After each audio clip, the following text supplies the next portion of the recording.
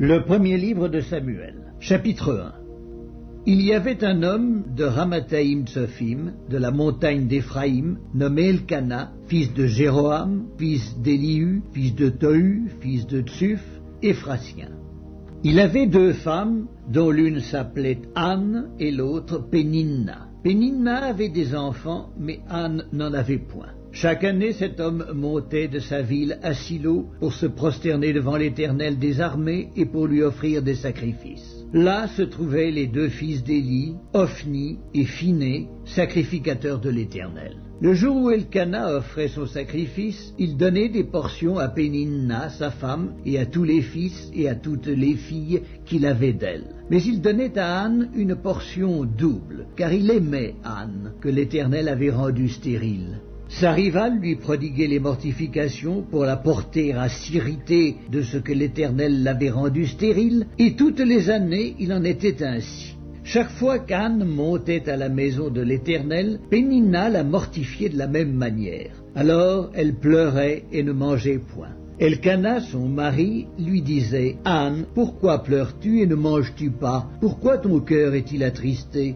Est-ce que je ne vaux pas pour toi mieux que 10 fils ?»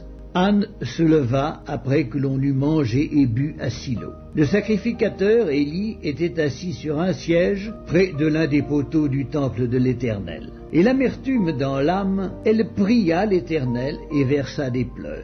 Elle fit un vœu en disant « Éternel des armées, si tu daignes regarder l'affliction de ta servante, si tu te souviens de moi et n'oublies point ta servante, et si tu donnes à ta servante un enfant mâle, je le consacrerai à l'Éternel pour tous les jours de sa vie, et le rasoir ne passera point sur sa tête. » Comme elle restait longtemps en prière devant l'Éternel, Éli observa sa bouche. Anne parlait dans son cœur et ne faisait que remuer les lèvres, mais on n'entendait point sa voix. Éli pensa qu'elle était ivre, et il lui dit « Jusque à quand seras-tu dans l'ivresse? Fais passer ton vin. » Anne répondit « Non, mon Seigneur, je suis une femme qui souffre en son cœur, et je n'ai bu ni vin ni boisson enivrante, mais je répandais mon âme devant l'Éternel.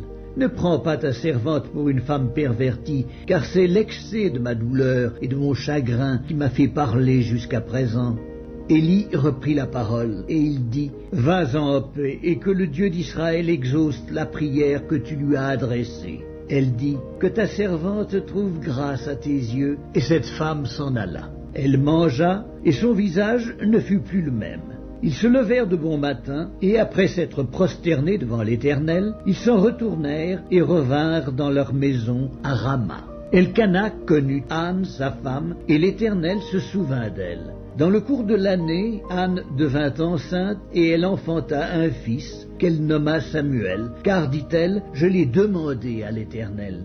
Son mari, Elkana, monta ensuite avec toute sa maison pour offrir à l'Éternel le sacrifice annuel et pour accomplir son vœu. Mais Anne ne monta point, et elle dit à son mari, « Lorsque l'enfant sera sevré, je le mènerai afin qu'il soit présenté devant l'Éternel et qu'il reste là pour toujours. » Elkana, son mari, lui dit, « Fais ce qui te semblera bon, attends de l'avoir sevré, veuille seulement l'Éternel accomplir sa parole. » Et la femme resta et allaita son fils jusqu'à ce qu'elle le sevrât. Quand elle l'eut sevré, elle le fit monter avec elle et prit 3 taureaux, un épha de farine et une outre de vin. Elle le mena dans la maison de l'Éternel à Silo. L'enfant était encore tout jeune. Ils égorgèrent les taureaux et ils conduisirent l'enfant à Éli. Anne dit « Mon Seigneur, pardon, aussi vrai que ton âme vit, mon Seigneur, je suis cette femme qui me tenais ici près de toi pour prier l'Éternel. C'était pour cet enfant que je priais, et l'Éternel a exaucé la prière que je lui adressais. Aussi je veux le prêter à l'Éternel. Il sera toute sa vie prêté à l'Éternel. » Et ils se prosternèrent là devant l'Éternel.